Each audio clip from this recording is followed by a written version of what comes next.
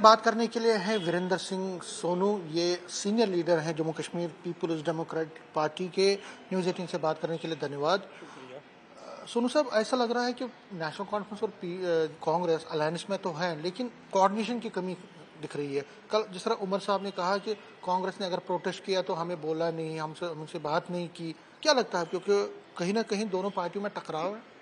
देखिए, ऐसी है, ये तो कांग्रेस और नेशनल कॉन्फ्रेंस जाने कि उनका टकराव है या नहीं है, या उनके अंदर क्या है क्या नहीं है। लेकिन मैं तो ये पूछना चाहता हूँ, आज चीफ मिनिस्टर साहब से भी पूछना चाहते हैं कि जो पिछला इलेक्शन हुआ 2014 में, आपने टोपी फैलाकर लोगों से वोट मांगे 370 और 35 के नाम से। आपने कहा मुझे अक्सरियत दे दीजिए, मैं 370 और 35 आपको वापस ला के दूंगा। जब लोगों ने बड़ा मैंडेट दे दिया, सरकार बनाई, दूसरे दिन ही आपने 370 35 को छोड़ के स्टेटहुड की बात की। आप अपनी पहले पोजीशन क्लियर कीजिए ना कि आप क्या चाहते हैं, स्टेटहुड चाहते हैं या स्पेशल स्टेटस चाहते हैं? 5 अगस्त 2019 की पहले वाली पोजीशन चाहते हैं क्या स्टेटहुड चाहते हैं? तो आज अगर कांग्रेस स्टेटहुड के लिए मार्च कर रही है, हमें नहीं मालूम इनकी बात है या क्या है क्या नहीं, हमें कुछ करनी है। लेकिन कांग्रेस की जो लीडरशिप थी उस वक्त देश की, पंडित जवाहरलाल नेहरू, उनके ही एफर्ट को, राजा साहब के एफर्ट से, महाराजा साहब के एफर्ट से हमें 370 और 35 से मिला था। वो तो कांग्रेस की देन थी। तो आज कांग्रेस भी स्टेटहुड की बात कर रही है, जम्मू कश्मीर के कांग्रेस के लोग भी स्टेटहुड की बात कर रहे हैं, और नेशनल कॉन्फ्रेंस पहले ही अपना एजेंडा जो वो छोड़ चुकी। आज तो लोग इनसे पूछना चाहते हैं, खासतौर में एनसी से पूछना चाहता हूं कि आप हमें क्लियर कर दीजिए, आपने वोट 370 और 35 की बहाली के नाम पर मांगे थे। उमर अब्दुल्ला साहब, आपने टोपी फैलाकर वोट मांगे थे, लोगों का बड़ा मैंडेट आपको मिला था, आपने उस जनादेश जो लोगों ने आपको दिया था उसको आपने चकनाचूर कर दिया। तो आपको क्या लगता है कि एक तरफ से आपके कहने के मुताबिक आपको लगता है कि उन्होंने अपना जो पोल प्रॉमिस वो भूल गए हैं, और दूसरा कोऑर्डिनेशन की भी लैकिंग लग रही है? देखिए, कोऑर्डिनेशन की लैकिंग तो नजर आती है, सामने आती है, हर मुहाज पर आती है, वो जो नजर आती है वो सामने है। तो लेकिन जो इनके वादे से मुकरने की बात है, तो मैं नेशनल कॉन्फ्रेंस के लिए एक बात कहूंगा, शिकवा नहीं तेरी बेवफाई का हरगिज, शिकवा नहीं तेरी बेवफाई का हरगिज, गिला तो तब हो अगर तूने किसी के साथ निभाई हो। मुझे बताइए, इन्होंने निभाई किसके साथ है? 1 साल से ये सरकार कर रहे हैं, अपने कामों के लिए नेशनल कॉन्फ्रेंस ठीक है, अपने सारे तरीकों के लिए ठीक है, लेकिन जब बात लोगों की आती है, वो 200 यूनिट बिजली कहाँ है, वो सिलेंडर कहाँ है, वो पेंशन विधवा कहाँ है, बेरोजगारों का रोजगार कहाँ, सबसे बड़ी बात जो डेली वेजन को पक्के करने की बात है वो कहाँ है? वो तो कोई भी नहीं कर रहा ना।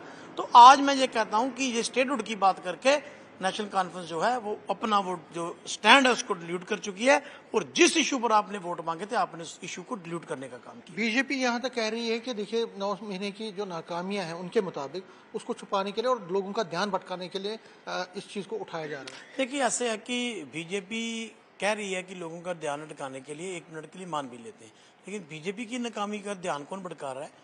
ये 9 महीने में बताइए ना, भारतीय जनता पार्टी ने क्या करके दिया है? इन्होंने कहा था कि हम जम्मू का चीफ मिनिस्टर बना देंगे, आपके सामने बात इन्होंने की थी, जम्मू कितने इतना बड़ा मैंडेट इनको दिया, तो बताइए इनके एमएलए आज कर क्या रहे हैं?